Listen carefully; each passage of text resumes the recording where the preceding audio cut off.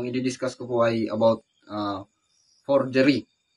So, meron pong mga crimes na nagpo-fall under ng forgery. So, yun po yung mga i-discuss ko. So, sabi nga kung maalala po natin, sabi ni Sir Sammy, yung forgery, kapag general term, ito po yung mga klase ng act ng panggagaya, pang-counterfeit, pang-falsify ng mga documents, banknotes, or mga cheque. Pagka legal terms naman po, yung forgery, applicable lang daw po siya sa mga cheque. So, ano nga po yung mga crimes or mga acts na nagpo-fall under ng forgery? So, una po dito yung Article 161 ng ating Revised Penal Code. So, ito po yung forging the seal of the government signature or stamp of the chief executive. So, ito po yung mga acts na kinocommit ng mga staff, usually ng president, yung mga presidential management staff or yung mga executive secretary. So, halimbawa po, yung secretary ng president, meron siyang document na kailangan ipapirma sa president sana. Ang ginawa niya, kasi yung president busy, hindi niya maharap na magpirma. So, ang ginawa nung secretary is siya na yung gumawa. Siya na yung gumaya dun sa pirma ng president para dun sa document na kailangan niya sanang ipapirma. So, yun pa yung isa sa acts na nangyayari pagka pinoforge yung signature ng president. So, yung sa seal of the government naman po. So, yung seal of Philippine government po, yun po yung usually nakikita natin pagka i-speech yung president. Yung seal na po yun, nakikita po natin yun sa podium, yung pong tinatayuan or yung hinahawakan ng president pagka nag-speech siya. So, yun nakalagay doon, Republika ng Pilipinas, or yung sagisag ng Pangulo ng Pilipinas. Yun po yung seal ng president. Next is yung Article 163, counterfeiting coins ng RPC. So, ito yung crime na illegally gumagawa sila ng or nagpo-forge ng pera na legally naman na nagsisirculate or pinapakalat nila sa ating bansa. One of the key elements nito ay yung forging, which is ina-alter nila yung genuine coins or chine-change nila yung appearance or yung value. And next naman is yung altering, which is minamodify nila yung isang coins na makaka-apekto sa authenticity nito. So, to anyone who found guilty under sa article na to ay mapapatawan ng prison correctional na nag-range ng 2 years and 4 months and 1 day up to 6 years of imprisonment. Article 164 ng Revised Penal Code or yung tinatawag po natin na mutilation of coins. So, ito po yung mga acts na ginagawa ng isang individual or isang tao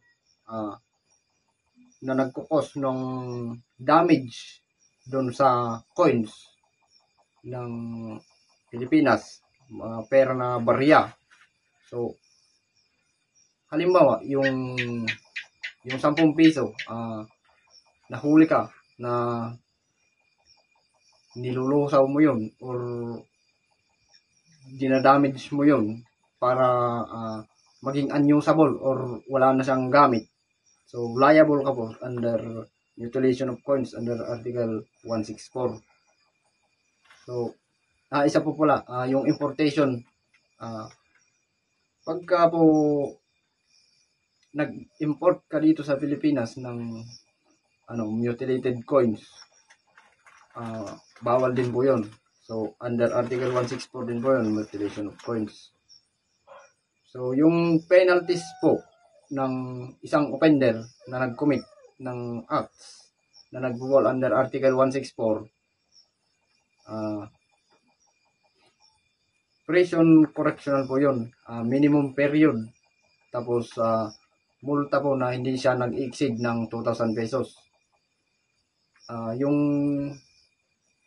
prison correctional po, yung offender makukulong siya ng 6 months and 1 day to 2 years and 4 months. Kasama din po doon yung fines or yung multa na hindi siya nag-exceed ng 2,000 pesos. Article 166 ng Revised Penal Code, or yung forging treasury or banknotes or other documents payable to bearer. So, ito naman po yung pagka nag-forge ka ng pera ng Pilipinas, halimbawa, yung 500 pesos, nag-print ka, tapos pinambili mo, liable ka po under Article 166. Tapos, isa pa pala, yung cheque. Pagka po yung cheque, yung cheque na, yung numero doon sa cheque, yung amount, binago mo or naglagay ka lang ng amount doon na hindi naman dapat yung amount na yun yung nakalagay, liable din po under Article 166. Next article naman po natin is yung Article 167 ng Revised Penal Code. Ito po yung counterfeiting instruments not payable to bearer. So, yung mga acts po na ito, isa na po dito yung gumagamit ka ng driver's license na peke para makaiwas ka sa traffic violations. Halimbawa, yung driver's license mo, gawa-gawa lang yung talahib na lisensya. So, pagka gumamit ka daw po ng peking lisensya, nagpo-fall din daw po siya under Article 167. And yung gumamit ka po ng peke na birth certificate, yung gawa-gawa lang din, yung print, hinula-hulaan mo lang mga contents nun para lang makakuha ka ng passport. Liable ka din under Article 167. Isa pa, yung gumamit ka ng falsified medical certificate. So, halimbawa, yung isang empleyado ng isang company, gusto niyang mag-leave sa kanyang trabaho, yung gumamit siya ng falsified or yung peke na medical certificate para lang makapag-file siya ng leave sa kanyang trabaho. So, isa na po yun. And yung paggamit ng deed of sale na peke na deed of sale, yung sinulat lang na deed of sale para lang makapag-claim ng ownership doon sa isang property. So, liable din siya under Article 167 ng Revised Penal Code. So, yung penalty po na ini-impose doon sa offender ng Article 167, depende po yun sa document. Halimbawa po dito, yung pagka yung document ay public document, ang penalty po ay prison mayor. So, 6 years and 1 day to 12 years po yung kulong nun. Makukulong yung offender ng 6 years and 1 day to 12 years. Tapos magmumulta po siya ng 5,000 pesos. Then, pagka yung document naman po ay private document, ang penalty po ay prison correctional. 6 months, 1 day to 6 years po yung kulong. Tapos magmumulta po ng not exceeding 5,000 pesos. So, yun po yung sa Article 167. So, yung next article naman po is yung Article 171 ng Revised Penal Code. So, ito po yung falsification by public officer, employee, or notary or ecclesiastical minister. So, yung mga acts po na ginagawa dito, yung counterfeiting or imitating handwriting signature. So, pagka nanggaya ka ng handwriting or signature ng isang tao, kung ikaw ay government official, gumawa ka ng peke na signature. Halimbawa, yung isang government official, gumawa siya ng peking pirma ng isang patay na tao para lang makakuha ng beneficiary. Isa po yun sa mga acts under Article 171. And yun pong isang halimbawa dito, yung government employee na dinagdagan niya yung list ng mga umattend sa meeting nila. Halimbawa, meron silang meeting doon sa munisipyo. Then, yung isang employee doon na may hawak ng mga attendance, yung attendance ng mga umattend doon sa meeting, binago niya or dinagdagan niya yung mga pangalan doon. Halimbawa, yung absent doon sa meeting, nilagay nung government employee doon sa list or sa attendance. So, liable din siya under Article 171. So, next is yung Article 172 of RPC, which is yung falsification by private individuals. Ito naman ay isang act na kung saan ina-alter or forge or fabricate some documents by a person na hindi public officers like employees or notaries. Example na lang dito, if may isang private person, ginaya niya yung pirma ng isang employee sa, kunyari may transaction, ginaya niya yung signature tsaka yung value ng transaction na yun for personal gain niya. So, fall siya sa Article 172. So, kung sino man yung may mapatangan ng guilty sa under Article 172, depende siya sa document na ginawa niya. Kumbaga may fine pa rin syempre, and may prison niya. So, next is yung falsification of wireless cable, telegraph, and telephone messages under Article 170 of RPC. So basically, sinasabi lang dito na itong act na to ay nagmamanipulate yung isang person through communication channels such as telegraph or telephone para mag-cause ng harm o makapag-deceive sa mga tao. Example na lang dito, if may tumawag na person sa 911 na may bank robbery daw, it turns out na wala pala. So ginawa lang to para makapaglamang at saka makapag-take advantage sa sitwasyon na yun. Next article po natin, yung Article 174 ng Revised Penal Code. So, ito po yung falsification of medical certificates, certificate of merit, or service. So, yung issuing a false medical certificate po, ito po yung nakukumit. Siyempre, yung medical certificate, nakukumit siya ng ng mga doktor. Halimbawa, physician, yung nagme-medical dun sa isang tao. Halimbawa, yung parang yung sa atin, nung pumunta tayo sa Cavite, tapos sa Laguna, yung pinuntahan natin na isang physician or doctor, nag-issue siya ng false certificate, medical certificate, para lang meron siyang maibigay sa atin para makasali tayo dun sa tour or dun sa pinuntahan natin. So, nagpo-fall po siya sa mga acts under Article 174. Then, Yung issuing a false certificate of merit or service naman.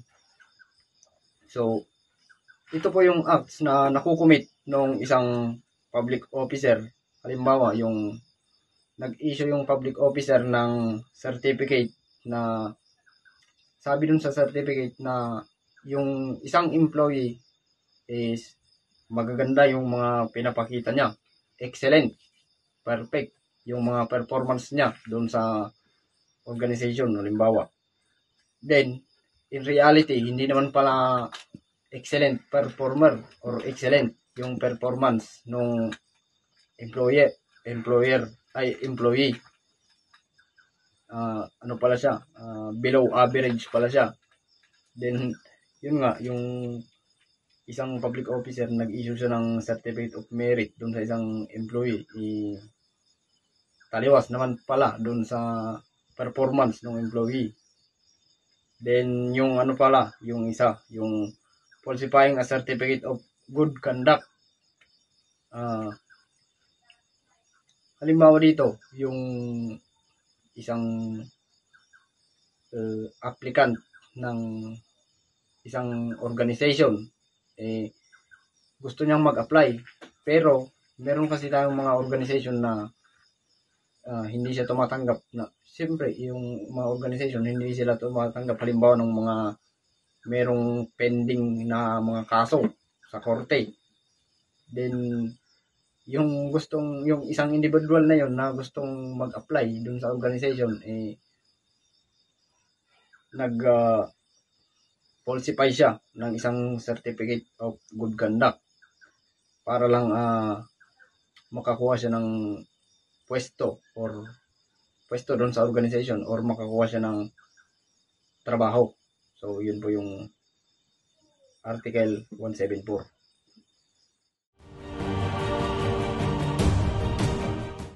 So, ano-ano nga ba yung mga acts na punishable under Article 161 ng Revised Penal Code?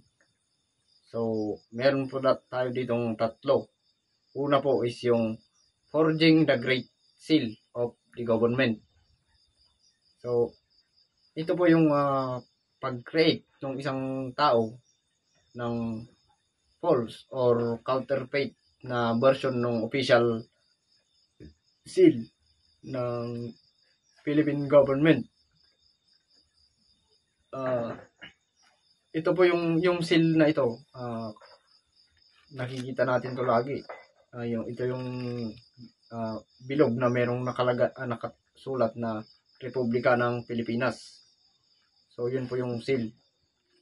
Then, yung pangalawa po is forging the signature of the President. So, ito po yung acts na nakukumit ng isang tao pagka inimitate niya or gumawa siya ng peke na signature ng President.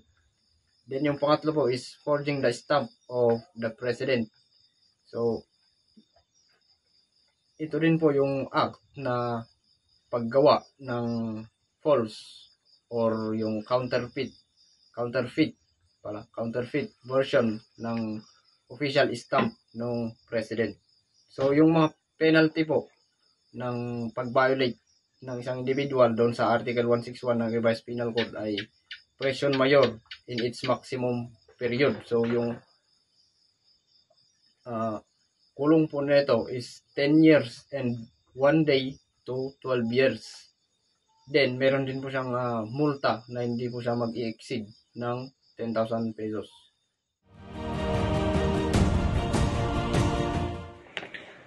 What are the crimes under counterfeiting coins? So, ano daw yung mga crimes under counterfeiting coins? So, una, ano nga ba yung counterfeiting coins? Ito yung mga pamimeka ng barya. Alam nyo ba na may batas laban sa pagsira ng ating barya? And hindi lang ito simpleng bagay dahil apektado ang ekonomiya ng ating bansa pag kumalat ang peking barya or sirang pera. And ayon sa Revised Penal Code, may tatlong paunahing krimen na may kinalaman sa pagka-counterfeit or peking barya.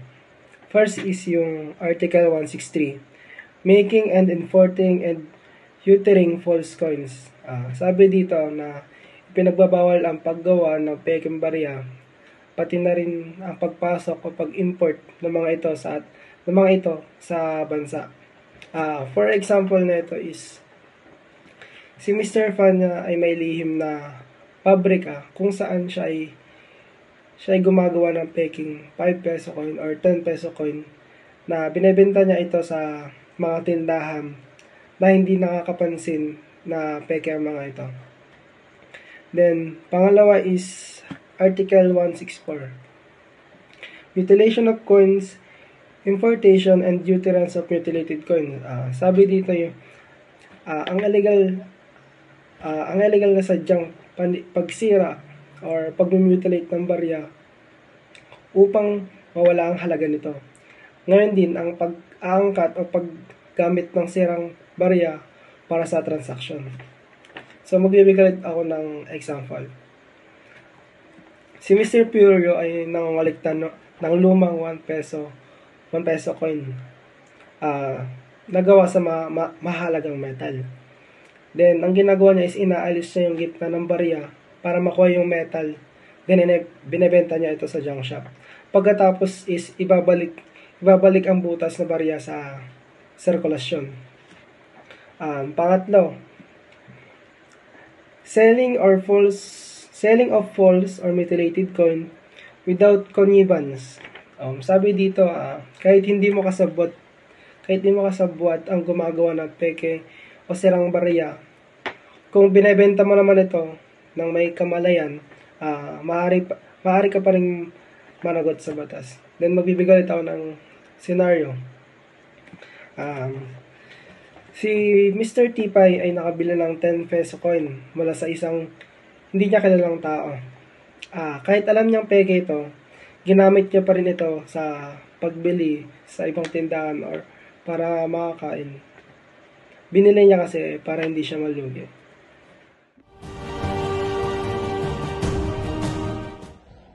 So, ang aking didiscuss naman po ang reason for punishing forgery in the Philippines. Forgery is punished in the Philippines for several reasons, primarily under revised penal code, which can lead to protection of public trust, prevention of fraud and deception, prevention of legal and financial stability, accountability and justice, and deterrence of criminal activities. So, dito muna tayo sa protection of public trust and integrity. Forgery undermines credibility of official documents, contracts, records, which can lead to loss of trust in legal and financial systems. So, dito naman, pinoprotektahan natin mga official document natin, mga record, mga kontrata, na pwede magkaroon ng loss of trust kapag nagawa natin ng forgery. So, number 2, prevention of fraud and deception. Forged documents can be used to commit fraud such as obtaining money, property, benefits unlawfully with harms individuals. So dito naman, kapag halimbawa nagkaroon ka ng forged document, ginamit mo yun para may makuha ka ng mga benepisyo para sa sarili mo. Yan ang prevention of fraud and deception. Itong ginagamit yan. So number 3 naman, preservation of legal and financial stability. Maintaining the authenticity of document is crucial for smooth functioning of legal, banking, and business transactions. Forgery disrupts this system and can use financial losses. Parang ano lang yan, parang number 1 and number 2 lang yan. Ginagamit mong forged document para may makuha kang benefit para sa sarili mo. Ang pinagkayam naman dito, pera. Ganun. So, number 4, accountability and justice. Those who falsify signatures or document must be held accountable to ensure fairness and uphold the rule of law. So, dito naman, sa accountability and justice, mostly ginagawa yung mga forged na signature, pina-falsify nila yung document. Kadalasan sa ano yun? Sa mga agawan lupa, sa mga family problem, doon ginagawa yan para may makuha nila yung gusto nila. Walang fairness, wala ring justice.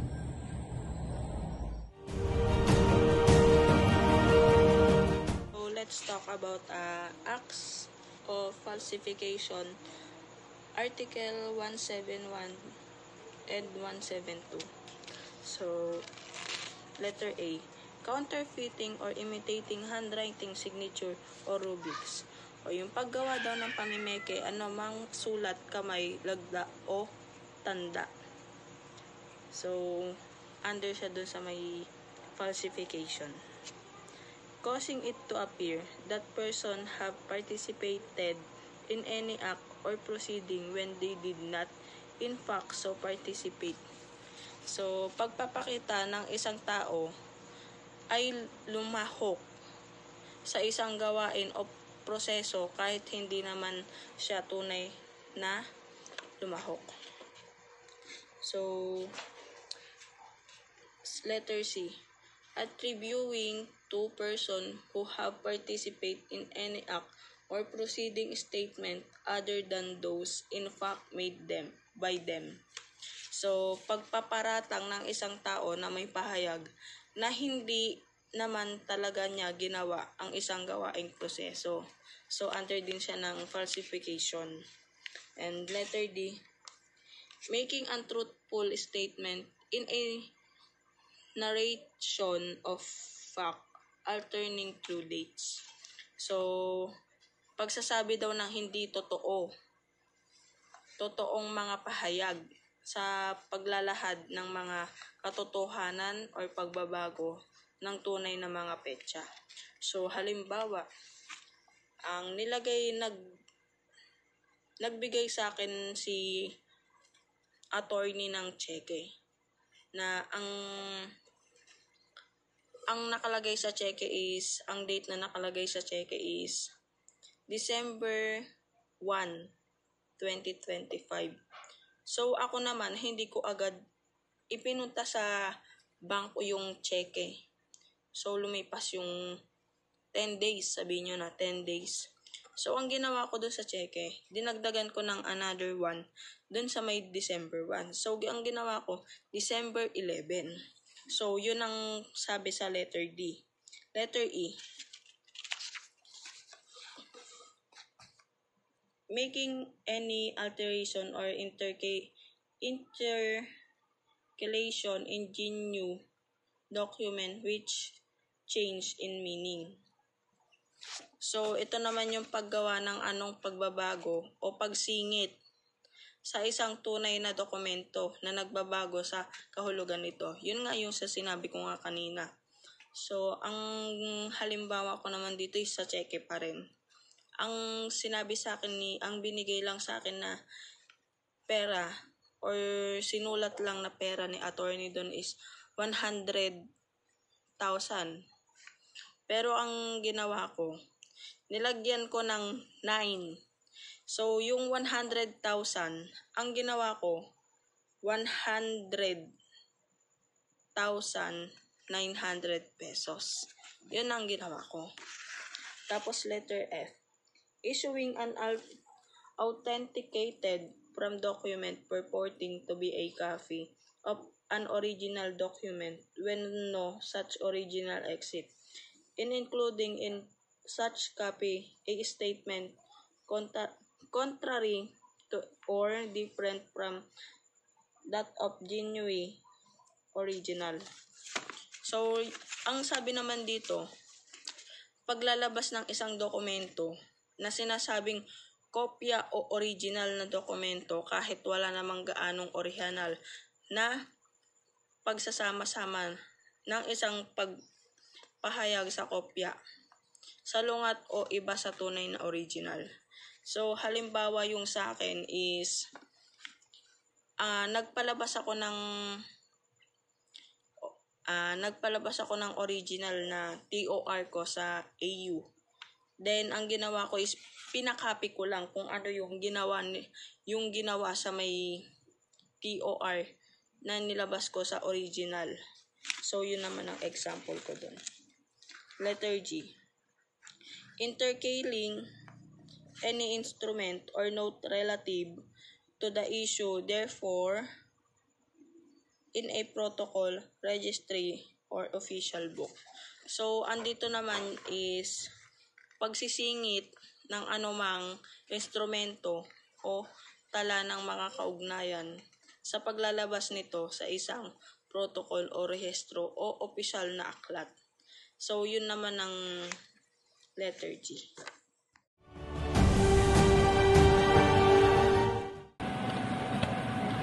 Good day everyone, ako si Parakash John Lloyd R. ang magre-report dito sa Article 168 Revised Penal Code.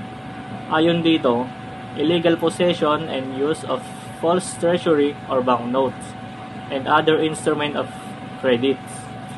Ayon dito sa Section 1, Article 168 Revised Penal Code, ay sino mang tao ang may hawak or gumagamit ng pekeng pera or any counterfeit ay dapat parusahan. Ang parusa ay maaaring pagkakakulong sa prison mayor ng 6 years to 12 years. At may multa na hindi sa doble ng pekeng pera or peke. At ayon naman dito sa Section 2, ang taong gumawa or nagbenta at nagpamahagi ng pekeng pera o anumang counterfeit ay mananagot din ito sa tinuturing na isa sa mas matinding pagkakasala. Hi guys, ang topic ko po is Article 176 RPC, Manufacturing and Possession of Instruments or Implements for Falsification. Example is yung nakuhanan ka sa bahay mo ng mga machine na gumagawa ng falsification, like paggawa ng peking identity, tapos gumagawa ng mga pang-counterfeit sa mga pera, mga fake na pera na ginagamit. May mga instruments sila nun. Tapos, dito naman sa may manufacturing and possessing instrument, it's for counterfeiting, currency printing, machines or machinery for creating identification. Yun po is mga offense. Kahit po hindi ginamit yung possession, pwede ka pa rin po makakakuha ka pa rin po ng charges. Pwede po dun sa prison or sa military fines. Yun po.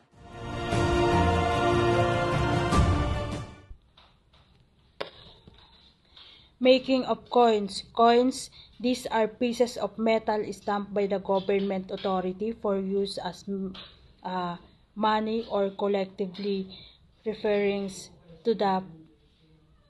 to metal currency.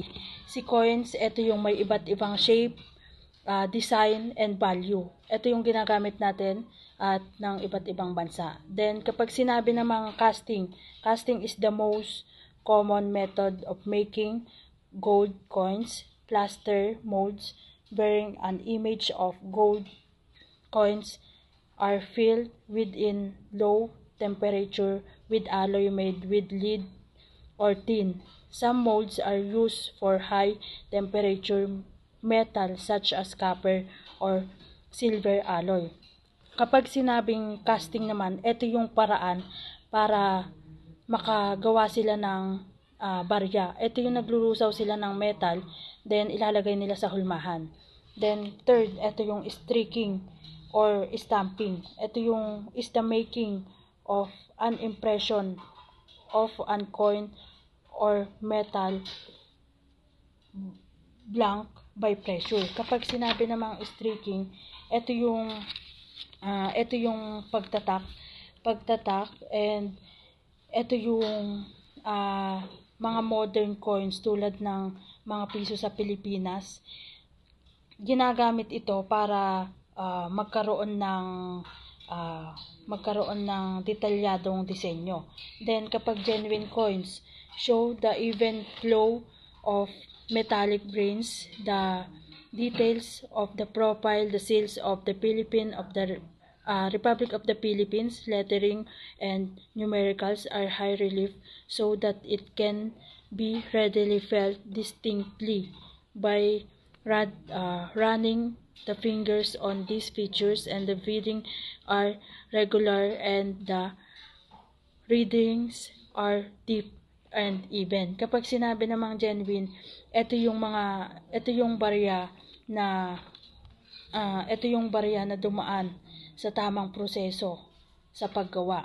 And then ito yung mga genuine coins, ito yung may Republic of the Philippines, lettering and numericals. And then kapag hinawakan mo siya is magaspang. Then kapag sinabing counterfeit coins. Ito yung feel the grassy and appear slimy and beading composed of tiny rounds dots surrounding the genuine coin appear irregular and elongated depression and are not sharp and prominent as in the genuine.